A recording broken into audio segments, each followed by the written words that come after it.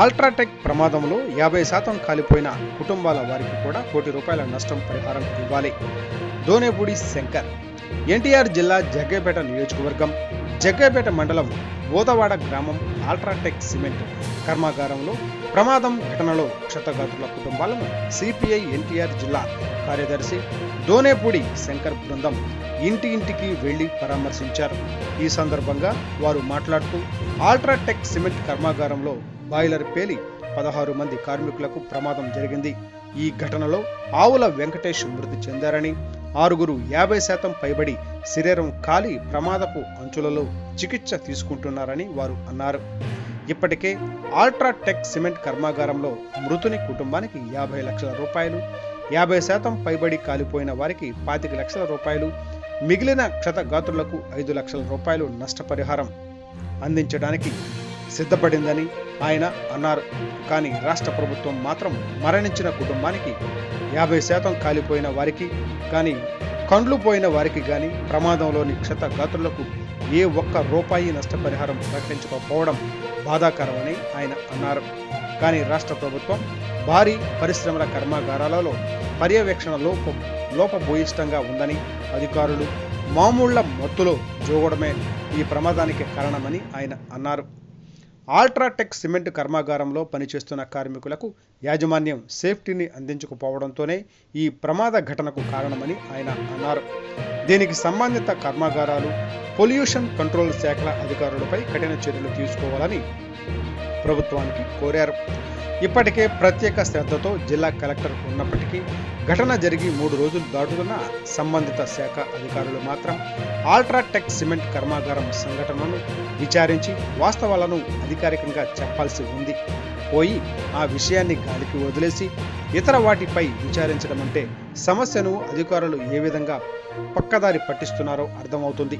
ఇప్పటికైనా అధికారులు మొద్దు నిద్ర వీడి అల్ట్రాటెక్ సిమెంట్ కర్మాగారంలో జరిగిన ప్రమాదపు వాస్తవాలను అధికారికంగా బహిర్గతం చేయాలని ఆయన డిమాండ్ చేశారు.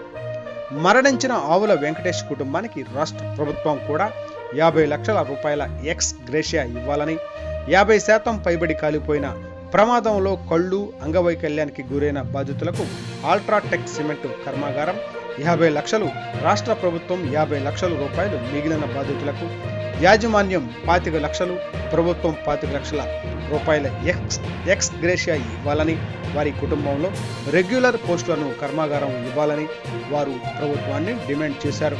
ఈ సందర్భంగా సిపిఐ నియోజకవర్గ కార్యదర్శి అంబోజీ శివాజీ, సిపిఐ పట్టణ కార్యదర్శి జూనెబోయిన శ్రీనివాసరావు మాట్లాడుతూ బాయిలర్ లీకు అవుతున్న విషయాన్ని కార్మికులు యాజమాన్యం దృష్టికి తీసుకువెళ్లామని, భద్రతా చర్యలను విస్మరించారని, అందువల్లే ప్రమాదం జరిగిందని వారు విమర్శించారు.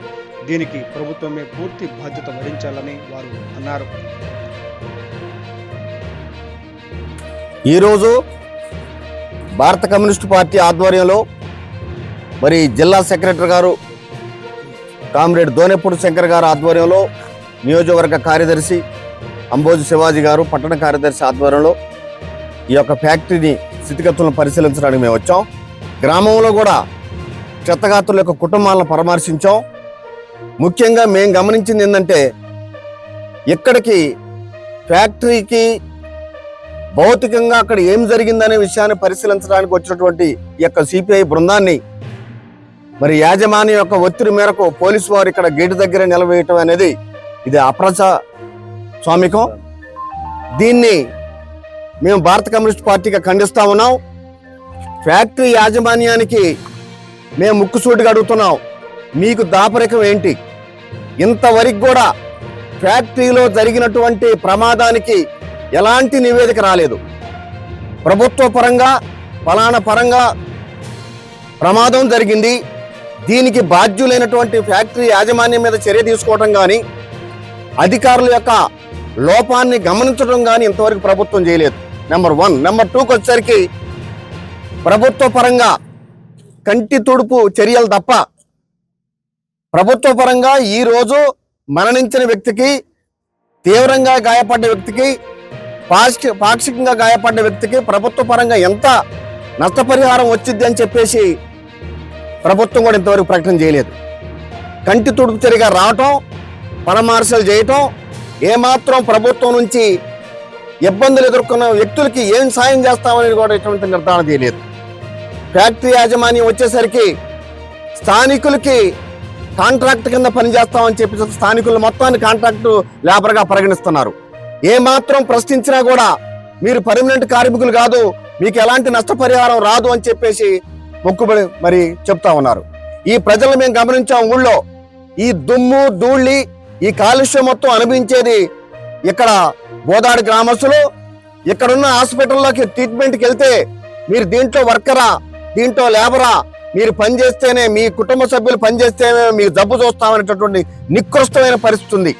4వ పరిస్థితికి వచ్చినట్టయితే దొంగలు ఊళ్ళు పంచుకున్నట్టు ఊళ్ళో 10-15 మంది పెత్తందారులు తయారై వాళ్ళ లాభం, వాళ్ళ స్వార్థం తప్ప కార్మికులకి ఎట్టి పరిస్థితుల్లో కూడా మరి సంక్షేమం గురించి ఆలోచించే పరిస్థితి లేదు.